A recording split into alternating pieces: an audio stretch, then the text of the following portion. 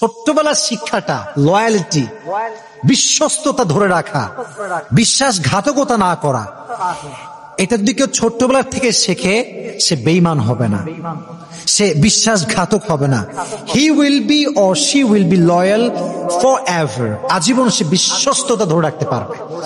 এজন্য আপনাদের সবাইকে বলছি, বাসায় যেই থাকুন না কেন, ছোট্ট ভাই, ছোট্ট বোন, ছোট্টবেলার থেকে আপনারা তাদেরকে শিখাবেন যে মানুষের বিশ্বস্ততা কেমন করে ধরে রাখতে হয়। রাজি আছেন তো ইনশাআল্লাহ?